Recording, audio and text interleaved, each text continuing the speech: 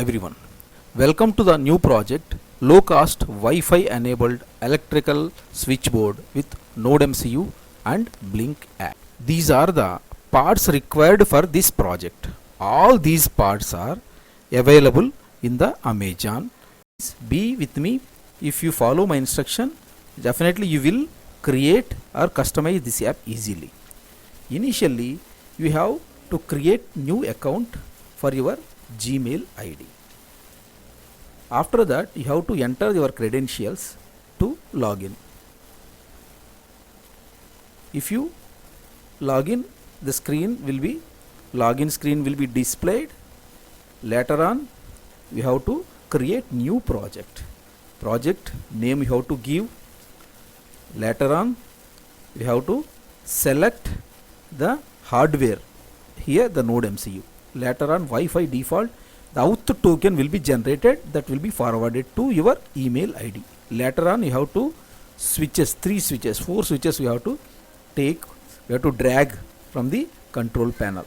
If you click in this blank button, it will automatically go to the widget window. We have to drag the switches. Now we have to rename the appliances one by one. First one, LED light. Later on, we have to select the digital pin D1 and push to switch. Two types are available. Similarly, the second button, we have to name. Again, we have to select our digital pin D2 and push our switch type. We have to select which one. Similarly, the third button, night lamp, we have to select the digital pin D3 and push to switch type. Similarly, for fourth appliance, socket or smart socket, select the digital pin D4 and push to switch. After that, we have to drag this RGB Zebra settings, to control our LED. This digital pin D8, D9 and D10 we are using. We have to assign the pins for this widget. Later on, these we can, if you check these are operating or not. If you click on D1, D2, D3 buttons, it will automatically operate. So this is the application we have created. Keep it aside. We will go to, you can connect the ground pin of relay module, connect to the ground pin of Node MCU. Similarly, VCC pin to the VIN pin of Node MCU. The remaining 4 control pins of relay module connected to D1, D2, D3, D4. Similarly, RGB LED also from D8, D9, D10 and negative was done in Arduino IDE. This was free software. This program consists of 3 parts. Initial part was declaration part. In this declaration, we have defined our credentials like password, SSID and libraries required. Next part, this setup part.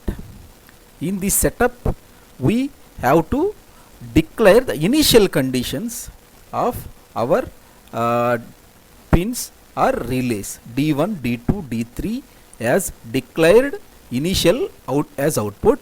Later on, initial conditions will be high. In relay logic, high means our appliances will be in off condition. So that is the way this part is required. Whenever the power restoration is there, all appliances should be in switched off condition. The third part, the loop part, this part of the program will run continuously. So this part consists of only 3 statements I have written. One is blink.run. It will run the whatever we have customized in our app. It will run that one. And the remaining 2 was auto reconnect our Wi-Fi if any cause will disconnect this. Later on, I am uploading the code into my Node MCU. After uploading completion, I can see the serial port for connection to our Wi-Fi module. If you see the serial port, if you click on serial port, it will open the serial port. It will indicate this. See, all these our Wi-Fi is connected to our Node MCU. Later on, we can control our relays from our Blink app. Open your Blink app from your laptop or your mobile phone to test the circuit whether it is operating or not. Now the Blink is connected to our IP address also displaying our Wi-Fi network, and Blink is connected. Now the testing part. Open the Blink app in mobile and tab also. I can control from these two sources by clicking on the switches. The relays will be operated. See, if I click on relay 4, it is operating. Similarly, you can check. Similarly, RGB LED also I can check. If I place any color on the zebra, that color will be displayed in RGB LED. So we can check our RGB LED and relays from this point. If you satisfied, very helpful for real-time application for this project.